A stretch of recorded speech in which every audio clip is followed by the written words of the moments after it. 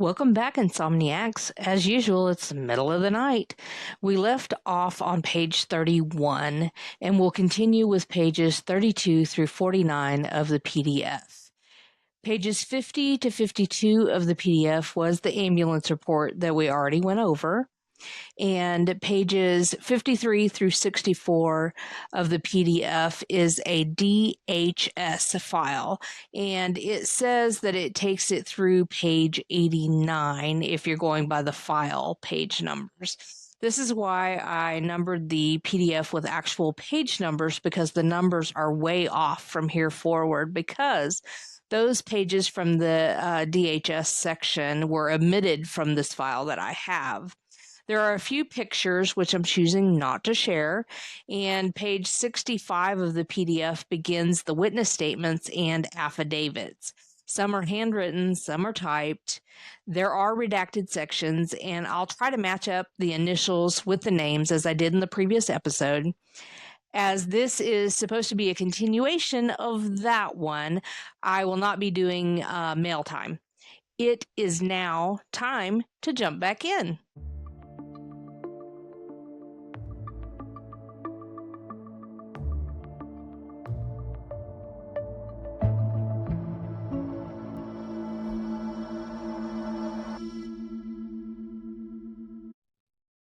When I try to match things up, there are 35 pages of initials and page numbers out next to those. And so trying to figure out all the redacted sections is a little overwhelming.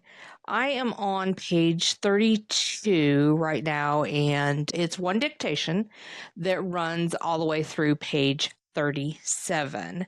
It is titled Criminal Investigation Division, Investigator W.E. Beach, Investigators Notes.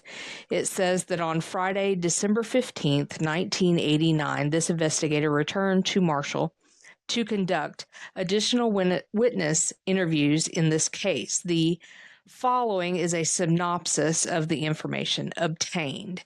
At 12:30 p.m., this investigator interviewed Carla Jo Brightwell. Miss Brightwell was reported to be among the first individuals to have seen Miss Ward in the back of the pickup truck at the bank parking lot on the night of September 9th, 1989. Miss Brightwell has completed training as a licensed practical nurse, however, has had no specific training in dealing with emergency trauma situations. Miss Brightwell said that she and some friends were en route to the party when they met Ron Rose's truck, at which point they turned around and came back to town. She said she and her friends contacted Rose and two females at the parking lot, and that she, Miss Brightwell, saw someone laying in the back of the truck across the tailgate. Miss Brightwell said there was some discussion about Miss Ward being passed out and whether to take her home or not. She said that she had heard someone say something about Miss Ward falling off of a porch. Miss Brightwell said that she had not seen Miss Ward move and went over to check her pulse.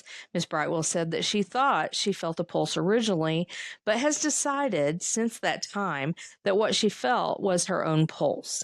Miss Brightwell said she felt of Miss Ward's arm and said that it was cold. Miss Brightwell said that she left the truck and notified ambulance personnel. Miss Brightwell did not remember another shirt on the victim besides the t-shirt. She remembered distinctly feeling of Miss Ward's bare arm and said it would have been difficult to do that had she had a long sleeve shirt. For complete information gained, see interview of witnesses report. At approximately 1 p.m., this investigator interviewed Miss Cheryl Pruitt. Miss Pruitt, at the time of the incident, was voluntarily furnishing her services to the local ambulance service in emergency cases. Miss Pruitt is also a licensed practical nurse, but is also a fully licensed emergency medical technician. Ms. Pruitt is the wife of Searcy County Deputy Sheriff Joey Pruitt. Ms. Pruitt said she had been at home at the night in question when she overheard J.D. Beeson on the radio scanner. She said she heard Beeson call for the local coroner. Ms. Pruitt said that she called the sheriff's office and asked if assistance was needed. She said the dispatcher called Beeson, after which she was asked to respond to the bank parking lot. Ms. Pruitt said she was at the parking lot within 4 or 5 minutes after hearing the radio call. Ms. Pruitt said she contacted Kathy Beeson upon arrival. She said Ms. Beeson said, "I think she's," meaning Miss Ward, "gone." Ms. Pruitt said Miss Beeson handed her the stethoscope and said something to the effect of, "Here you go, check her. I've never had to do anything like this, and I'm not sure what to do." Miss Pruitt said that she checked the body thoroughly and that no obvious wounds were detected. She said that there was a pencil-thin red line on the victim's back, which ended just beneath the waistband of the victim's pants. Miss Pruitt said she could not be sure whether the victim was wearing panties or not. She said that the jeans of the victim was wearing were unbuttoned and rolled down just far enough to see where the red line ended. Miss Pruitt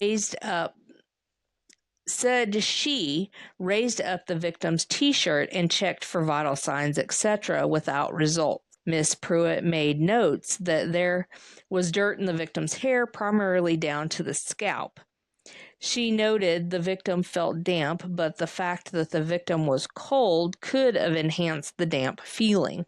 Ms. Pruitt indicated that she could not account for what the Beesons had said concerning the victim's clothing and general appearance. Ms. Pruitt said a large crowd of people had gathered around the vehicle at the time that the victim was being examined. She gave that as one of the reasons that the victim's clothes were not removed. She was sure there was no other shirt besides the t-shirt. She remembered distinctly raising the t-shirt and making direct contact with the victim's skin. She commented about raising up the shirt from behind and checking the victim's back. She said that the shirt was pulled up to the shoulders and that if another button-up type shirt had been present, that would not have been possible. Miss Pruitt said she did not remember twigs and leaves being on the victim at the time that she was examined. She said that she did not recall any dirt or sand being inside of the victim's bra straps. Miss Pruitt said that due to a large number of people present, the bra was never really exposed, nor was it ever raised up or moved. Following the exam and removal of the victim's body, Ms. Pruitt said that she went to the ambulance service to assist the Beesons in filling out the ambulance run form. For complete information gained, see the interview of witnesses report. At 4:05 p.m., this investigator interviewed M.K., a white male, age 17, in the presence of his parents. Another rumor had recently surfaced concerning a statement allegedly made by M.K. He had been quoted as saying that he knew what really happened but couldn't tell. M.K. denied ever having made such a statement, even as a joke. M.K. said he had gone to the party that night at approximately 8 p.m., and he said that he had been there for approximately 20 minutes, and while standing in the yard in the front of the porch, felt some liquid hit him on his back. He said he turned and he saw Miss Ward lying on the ground. He said that at approximately that same time, someone said that the police were coming and that he, along with a friend, immediately left. MK said he just assumed that Miss Ward had passed out from drinking alcohol. For complete information gained from this interview, see interview of witnesses report. At approximately 4:30 p.m., this investigator contacted Ron Ward, the victim's father, and it gives the phone number. This investigator advised Mr. Ward that this investigator needed to meet with him. Mr. Ward asked why. This investigator advised him that this investigator wanted to talk with him about the victim's family background and the documentation, if any, and Mr. Ward's possession concerning any interviews of potential witnesses in the case conducted by himself or others. Mr. Ward began talking with this investigator on the phone, but seemed hesitant about meeting with this investigator anywhere. Since Mr. Ward seemed hesitant, this investigator proceeded with the telephone conversation, talking with Mr. Ward and his wife Mona for approximately 45 minutes.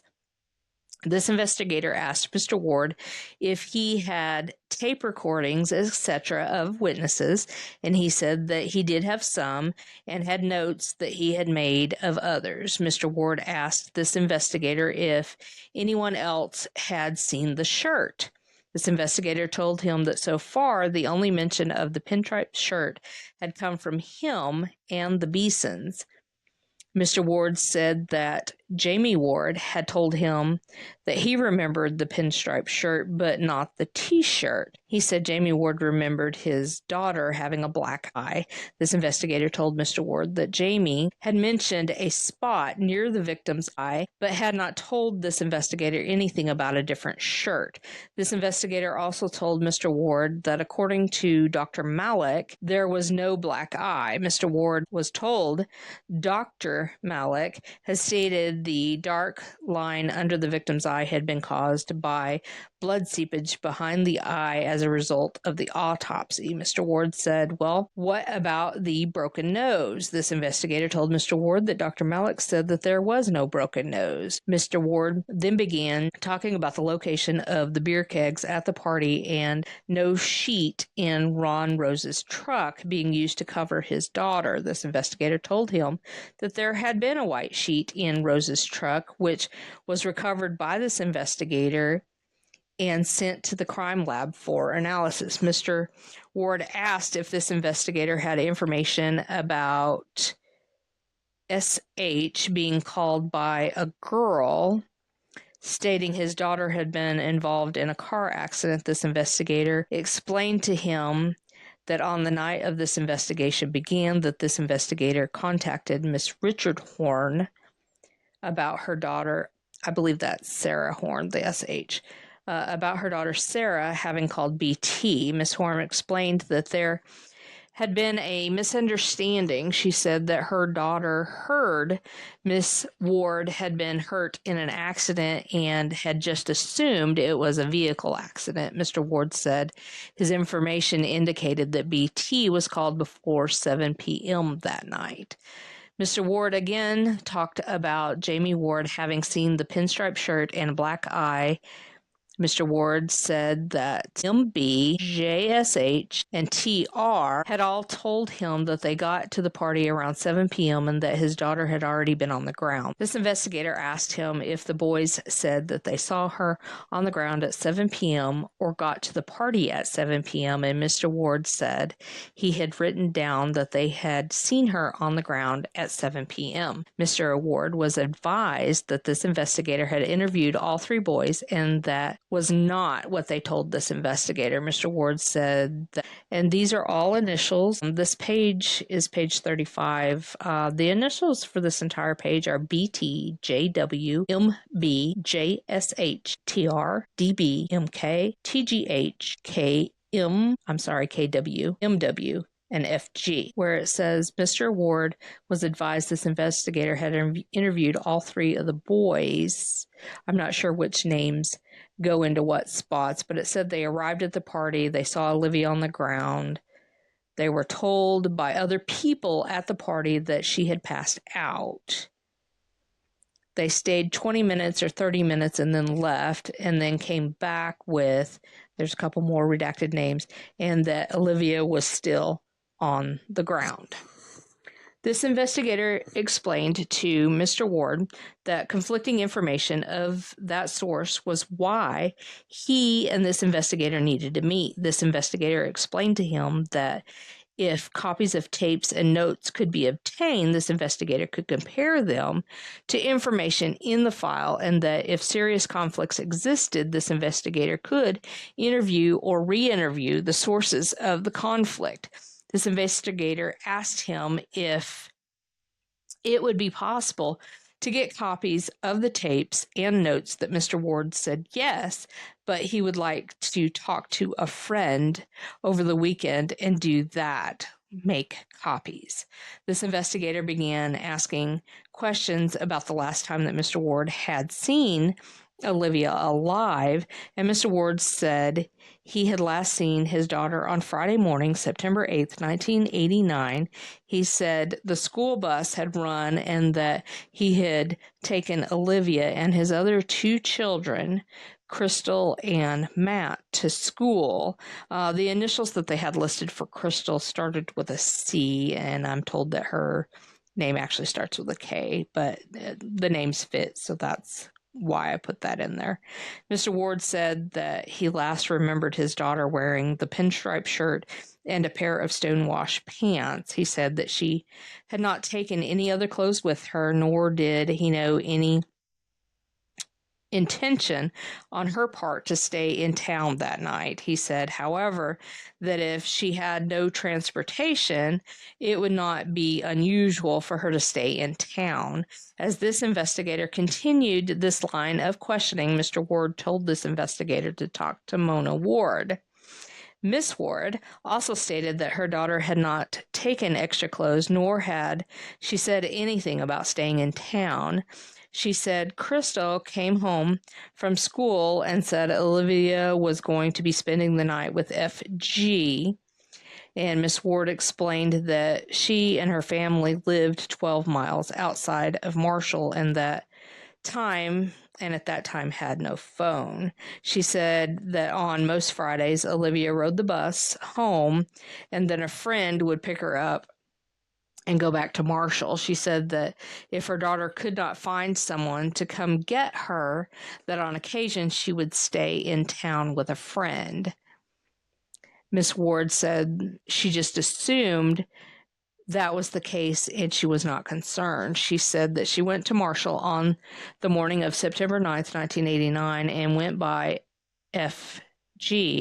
She said she learned that FG had been grounded and that Olivia had not spent the night there. Miss Ward said she did not go by there because she knew that her daughter had plans for Saturday night.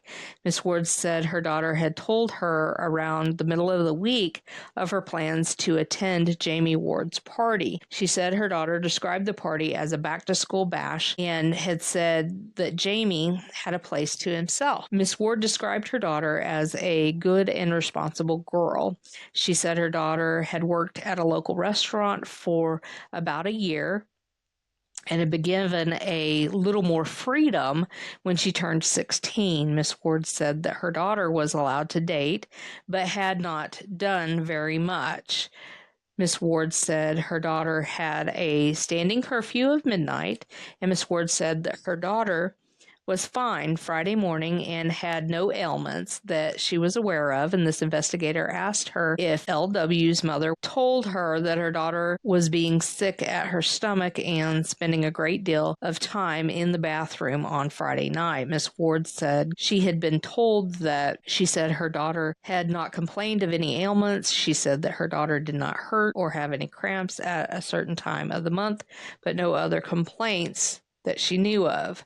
After talking to Miss Ward, this investigator again spoke with Mr. Ward, and Mr. Ward again said that several people saw the pinstripe shirt. This investigator told him that no one else this investigator had interviewed had seen the shirt and asked him who he knew had seen it. Mr. Ward said Leslie Watts, Mina Bolin, John Childers, and Thomas Wayne Martin, the coroner, had seen the shirt. Mr. Ward and Mr. Martin told Channel 4 reporter Mel Hanks about the other shirt. Mr. Ward and Mr. Martin told him, Ward, that he, Martin, did not remember if there was another shirt or not. Mr. Ward began talking about his daughter being soaking wet, muddy, covered with dirt and sand, which he said was consistent with having been on a creek bank. He talked about her having leaves, twigs, and beggar's lice on her and underneath her clothing, and her bra being dirty. This investigator advised them that this was not completely consistent with the information this investigator had. This investigator asked Mr. Ward if he was aware of the fact that no inside bathroom facilities had been available at the party. Mr. Ward first said no, that he had not been aware of that. And this investigator told him that the investigator had interviewed at least one girl who had gone with his daughter out into the woods to use the bathroom.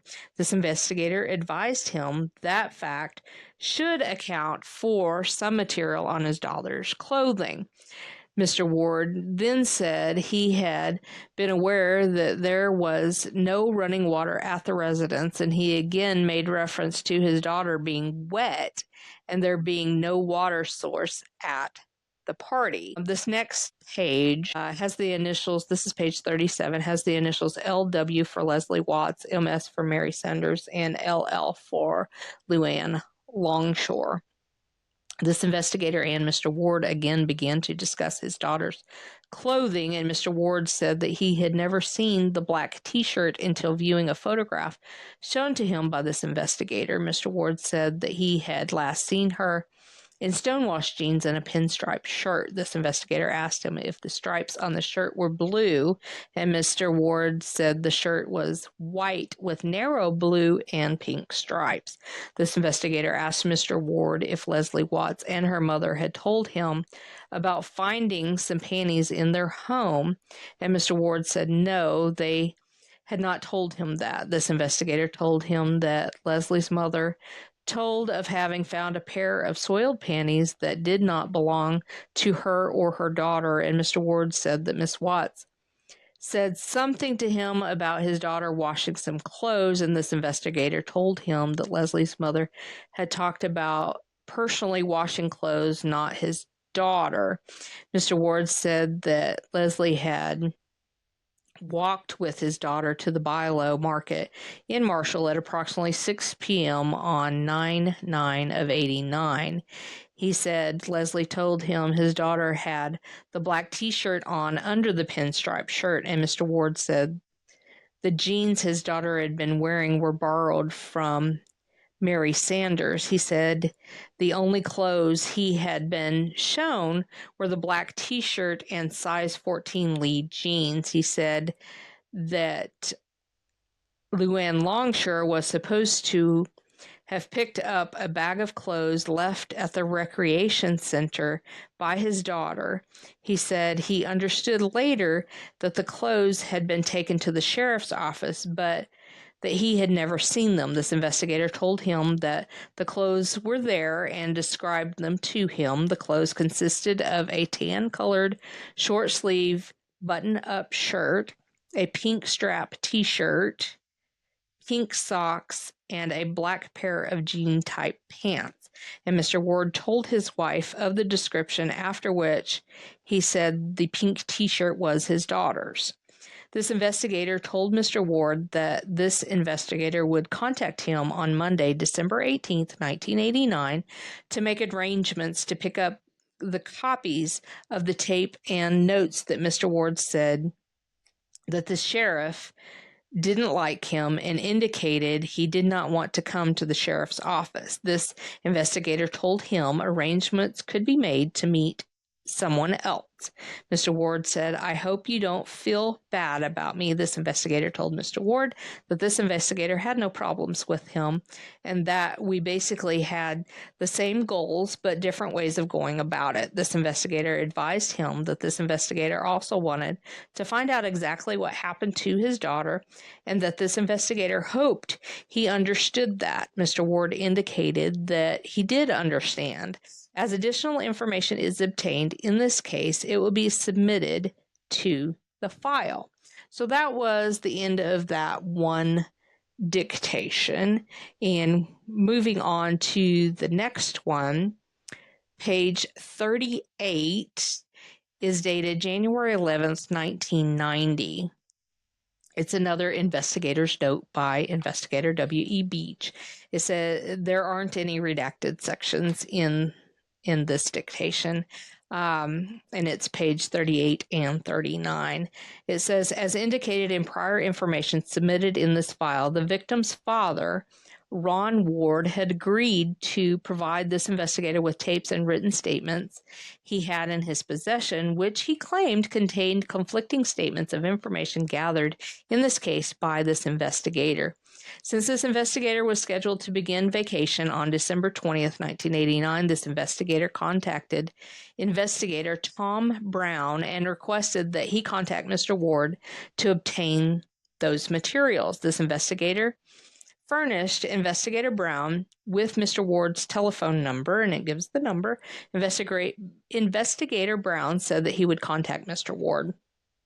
On Tuesday, January 2nd, 1990, this investigator returned to duty and contacted Investigator Brown. Investigator Brown said that he had not been able to make contact with Mr. Ward. He said he was going back to Searcy County on January 3rd, 1990, and would again attempt to contact Mr. Ward on January 4th, 1990. Investigator Brown recontacted this investigator and advised him he had been able to contact Mr. Ward. Investigator Brown said that Mr. Ward had refused to surrender his tapes and documents. He said Mr. Ward did that. He did not know who to believe. He said Mr. Ward had indicated that he had been told that the investigation was closed and that the prosecuting attorney Foster was going to call a press conference, etc.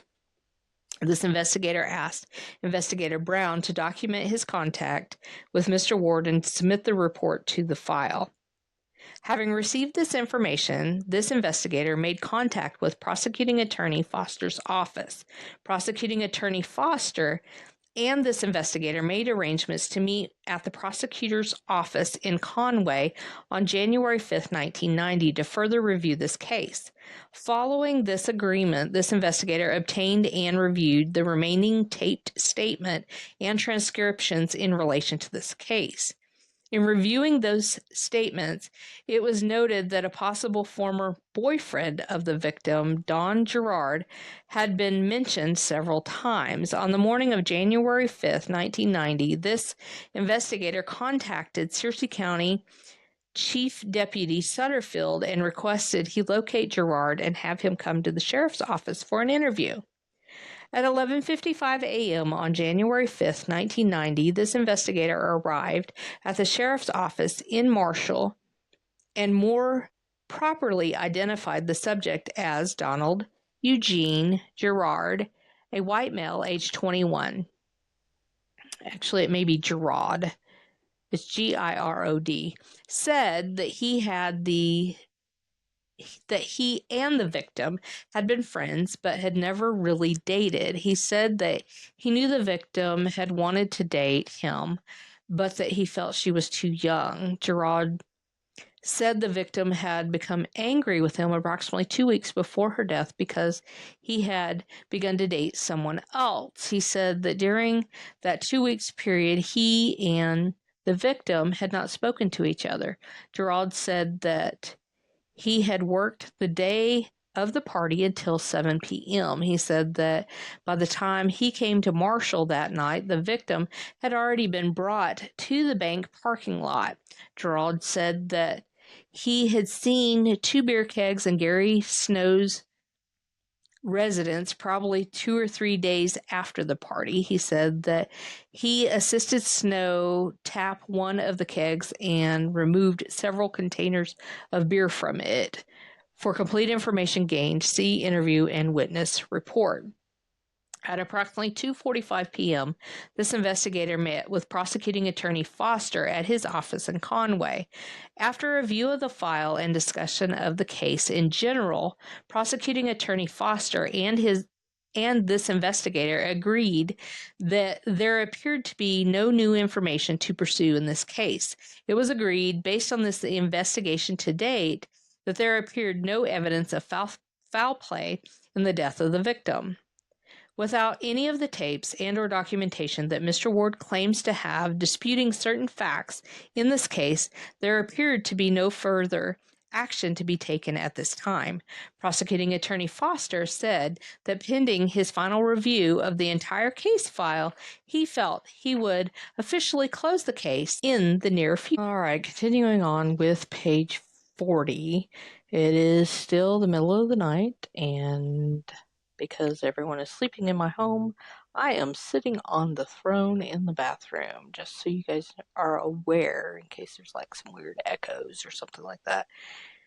Anyway, let's continue. Page 40 is short. It doesn't have any redacted information. It says Criminal Investigation Division Status Report.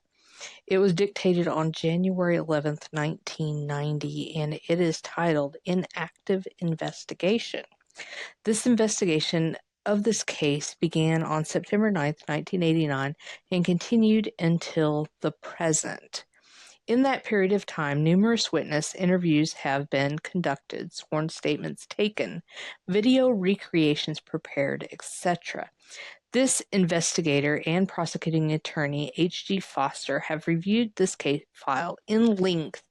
As a result, have found no evidence of foul play in the death of Olivia Janie Ward. All evidence obtained through investigation and information provided by the state medical examiner indicates that Ms. Ward died as a result of injuries sustained in her fall. At this point, however, this investigator requests this case be closed as inactive. All investigative leads have been exhausted. If and or when new information is developed, this case will be reopened and additional investigation will be conducted. So that was the end of page 40.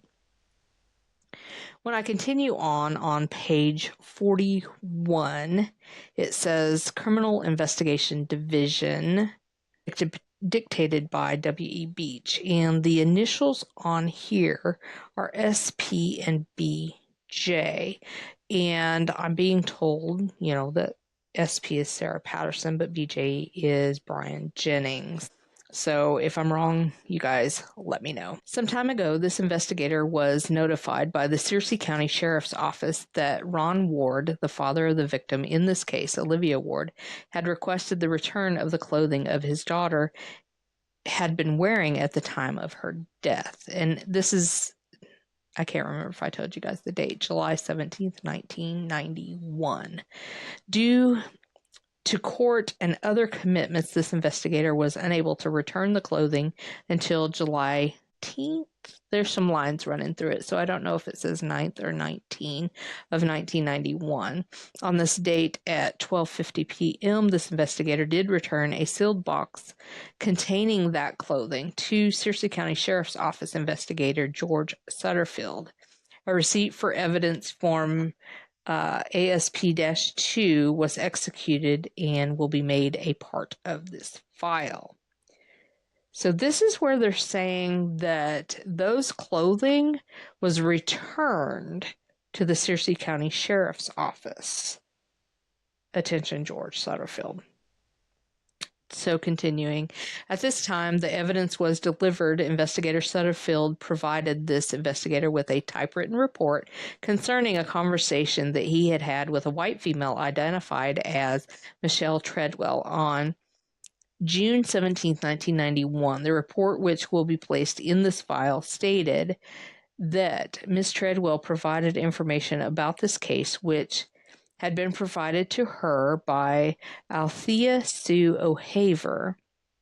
The report said that Miss O'Haver had formerly been a special education teacher at Marshall, but had since moved to Conway, Arkansas. Although no specific date was given for the conversation, Miss Treadwell reported that she had a conversation with Miss O'Haver concerning statements that she, O'Haver, had overheard Sarah Patterson make at school sometime prior to the end of the school year. According to Miss Treadwell, Miss O'Haver told her that she had heard Sarah telling another person that she, Sarah, had thrown Olivia Ward out the back of a moving pickup truck. Sarah was also quoted as saying that would teach her, meaning Miss Ward, to argue with her, Sarah, over a boy. Miss Treadwell also quoted Miss O'Haver as saying that the girls were supposed to have been in BJ's vehicle. Note both SP and BJ have previously been interviewed as witnesses in this case, and the reports of those interviews are in this case file. On Friday, July 12th, 1991, this investigator was in Conway and attempted to contact Miss O'Haver. This investigator was not able to contact her by telephone on July 17th, 1991, so this investigator did conduct a tape-recorded telephone interview of Miss O'Haver, and the transcript of which will be placed in this file. The initials on this page, I'm on page 42, are SP, and this person has 4 initials. It's HRTT. So it says this investigator identified himself to Miss O'Haver as the investigator who had worked on the ward death investigation case. In explaining the reason for the call, this investigator quoted portions of the information from Miss Treadwell to Miss O'Haver. While Miss O'Haver acknowledged she knew Miss Treadwell, she denied ever having made such statements to her. Miss O'Haver said that she had never heard Sarah Patterson make such statements and had no idea why Miss Treadwell would attribute such a conversation to her. Miss O'Haver acknowledged that there were all kinds of rumors about the incident at the time of the investigation, but reiterated that she had not had any direct conversation with Sarah about the incident, nor had she overheard any such statements made by her. Miss O'Haver said that Miss Treadwell had a daughter named HRTT, that's where the initials are in, that went to school at Marshall, and said that Miss Treadwell may have gotten that information from her daughter, but again stated that she, Miss O'Haver, had never had such a conversation with Miss Treadwell. This is not the first time such information has surfaced in this case. However, interviews of principal witnesses and other known information would tend, and it looks like something else is all marked out, would tend to, I don't know, dispute maybe such reports. So starting page 43, Criminal Investigation Division, interview of witnesses. So here is where we start some of these witness statements. This one is July 17th, 1991. This looks like the one for Althea Sue O'Haver, and gives her address, phone number, all that. Miss O'Haver was telephonically interviewed at her residence in Conway on July 17th, 1991 at 3:55 p.m. by investigator W.E. Beach, and the interview tape was recorded, and the following is a transcript of that interview. Telephone rings once, answered by a child. Hello? Beach says, "Hi, is Althea O'Haver there, please?" Child, "Yes. Who is this?" Beach, "This is Bill Beach of the State Police." O'Haver, "Hello?" Beach, "Miss O'Haver." O'Haver, "Yes." Beach, "Hi, my name is Bill Beach, and I'm with the Arkansas State Police Criminal Division." O'Haver, "Yes." Beach, "I worked this ward death investigation case out of Searcy County in 1989. Miss O'Haver, "Uh-huh." Beach, "The reason I'm calling is I stopped in Marshall last week and I talked with George Sutterfield, the investigator for the sheriff's office up there." Miss O'Haver, "Yes." Or "Yeah." Beach, "And in talking with him, he told me that he had had a conversation with a lady by the name of Michelle Treadwell. Do you know her?" I'm going to quit giving these names out to the side. You can figure out who it is. Uh-huh. Yes, I do. Okay. What she told, let me just explain to you what she told George, and you can explain to me the situation with this here. She said that sometime, well, let's see, it doesn't have a date on here as far as when you told her, but it says that you, on one point, apparently told her that someone before school was out there at Marshall that had overheard Sarah Patterson and another person talking in the hallway, and that you had told her Sarah Patterson was laughing and stated that another person that she had thrown Olivia Ward out of moving pickup truck. No, I never told her anything like that. Okay, you don't recall anything like that at all? No. Okay, well, let me ask you this. What do you know about Michelle Treadwell Treadway or Treadwell, rather? Well, I don't know her well. I don't know where she would have got this. Okay. I mean, I do not have any conversation with her like that. I did hear things like that at school, but you know how rumors were going around back then. Oh, sure. I just don't know where she got that. It might have been from her daughter, HRTT, but I never said anything like that. I never heard Sarah Patterson say anything like that. Okay, that's the main thing that I needed to check on. I didn't want there to be any unlooked into corners in this case. I understand. I know that there was a lot of rumors up there about that. Sure. And I had heard those rumors, but I cannot say that I heard Sarah Patterson say anything. Okay. Well, Miss O'Haver, I certainly appreciate it. I'm sorry I bothered you, but it's just one of those things that I had to call and check on. Okay, I understand. Thank you, ma'am. Uh-huh. Bye. Bye. And that was the end of the taped interview. Okay, we're on pages 46 through 49. And these are the last pages before we get into interviews and affidavits from the case file. Page 46 starts with Arkansas State Police memorandum. It's to Captain Mike Davidson from Sergeant W.E. Beach regarding the Ward death investigation, August 5th, 2002. I am submitting this memorandum per your request concerning the above investigation. My original file is in storage in Mountain Home, and I've not reviewed it for some time. However, I will attempt to outline the overall investigation as best I can.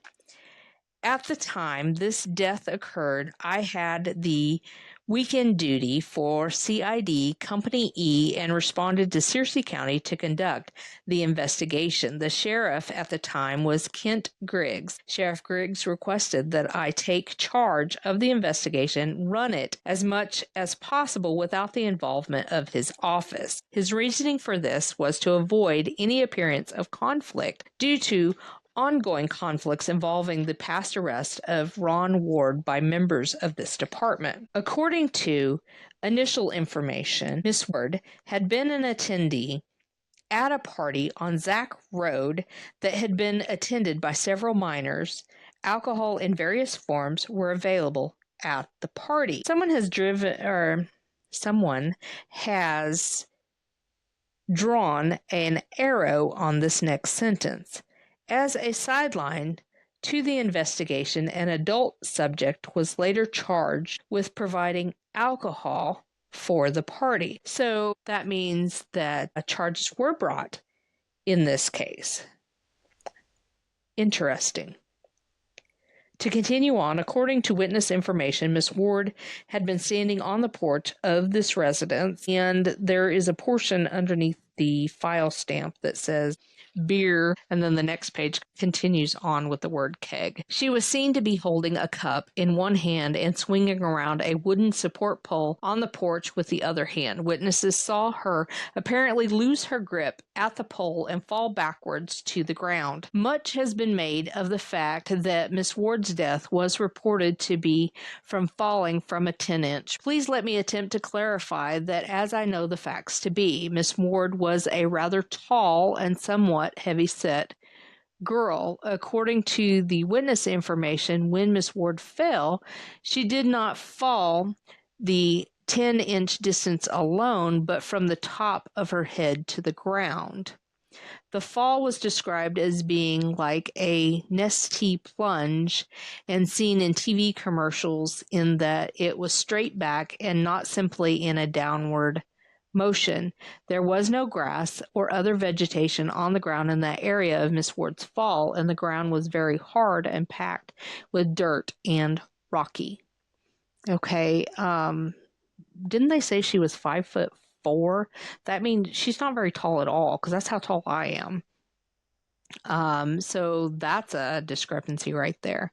Continuing on. After the fall occurred, Miss Ward likely laid there for a few minutes before anyone realized that she was actually hurt. When those present realized that there was in fact a problem, she was loaded in the back of a pickup truck and transported to Marshall. The type of handling to which Miss Ward was subjected would have certainly aggravated any injury that she had sustained. After she arrived in Marshall, she was examined by ambulance personnel and she was pronounced dead by the local coroner, and law enforcement was contacted. During the course of the investigation, it was alleged that the coroner and I were somehow involved in a conspiracy to cover up the truth about the death because the coroner was a father-in-law of former trooper Jackie Hopkins, and that Hopkins and I were friends, and that was one of the earliest allegations made. Others followed.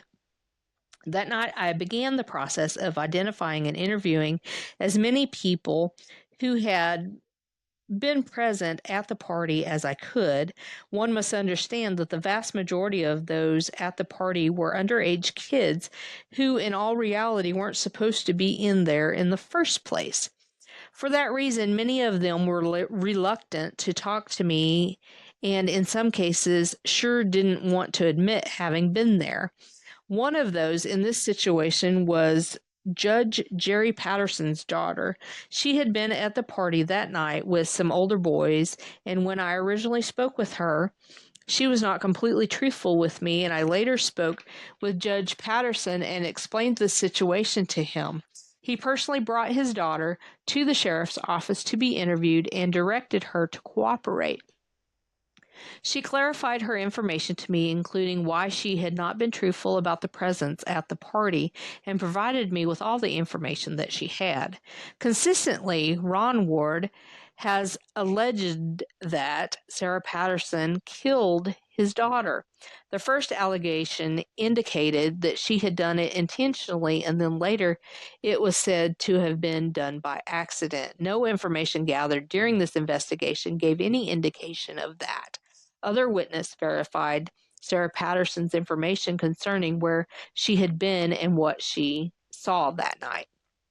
As time passed and the investigation proceeded into weeks and later over a period of months, I coordinated everything with the Searcy County Deputy Prosecuting Attorney, who stayed in contact with Chief Prosecutor H.G. Foster during the entire process. This principal witnesses in many instances during this investigation were interviewed, re-interviewed, and some were interviewed under oath through the use of the prosecuting attorney's subpoenas. Some of the witnesses were taken back to the scene and interviewed on a videotape while recreating what they had seen by using a CPR Annie as a stand-in for Miss Ward. During the entire process, the primary information gathered along the way never changed. The videotapes were taken to Little Rock and shown to Dr. Malik. After reviewing the tapes, he said that the actions portrayed were totally consistent with his ruling in the cause of Miss Ward's death. During the course of this investigation, I tried to remain available to the Ward family and share with them the pertinent information. I tried to answer every question raised, and the vast majority of the questions were logically answered. However, in many cases, they refused to accept the information as factual. It became quite obvious to me that regardless of the information was gathered, Mr. Ward would accept nothing that did not confirm his beliefs. For the very beginning of the investigation, I tried to make this death a homicide, but could not. In order to make it a conspiratorial homicide, one would have to believe that a large group of people, primarily teenagers, all conspired together to perpetrate it, cover it up, and then remain silent about it for all these years. The investigation has not revealed any evidence of any such conspiracy. Through the years, various people, including members of the news media, have asked me about this case. My response has always been the same. Read the file from the first page to the last, and then see if the same questions remain. As most people have seen, the questions raised by Mr. Ward have been answered in this file. I cannot answer questions about the autopsy process and the findings. However, based on the known facts, I find no reason to doubt Dr. Malek's findings. There are those who say that the case should be reopened and or reinvestigated. However, I have yet to see anyone who has offered any new evidence or information that would justify doing that. Without that, to reopen the investigation would mean simply going back over all that has already been done. The case has been reviewed and scrutinized by many throughout the years, but nothing new has surfaced. Some have said that in their opinions, the case is solvable. Should that be someone's belief, then my suggestion would be to present evidence that would tend to solve this case and move forward with it. At this point in time, I have done as much with it as I know to do. I am certainly not arrogant enough to believe that I couldn't miss anything in an investigation, nor to believe that everyone interviewed has told me the absolute truth. I am, however, confident that everything has been done from an investigative standpoint that could be done, short of some new revelation or evidence being brought to light. I have been asked if any polygraphs were given in relation to this investigation. In short, there were none, because there were never any particular facts related to the death in dispute. I have also heard it suggested that perhaps a grand jury should be impaneled to further investigate this case. Should P.A. Foster make such a decision, I would certainly welcome it. However, it is my opinion that the facts brought forward will remain virtually the same, as that the Ward family will remain unhappy with the result. I have expressed my deep sorrow to the Ward family for the loss of their daughter, and I wish I could do something to ease their pain. However, I cannot, nor will not, manufacture facts in this case or any other that quite simply are not there. And copies were sent to Lieutenant A. Foster. And that concludes page 49 and the end of this episode. If you have a case file that you would like to share with me about a case that you want covered, you can send the information to my Facebook profile, Ember Ensnow, or Messenger.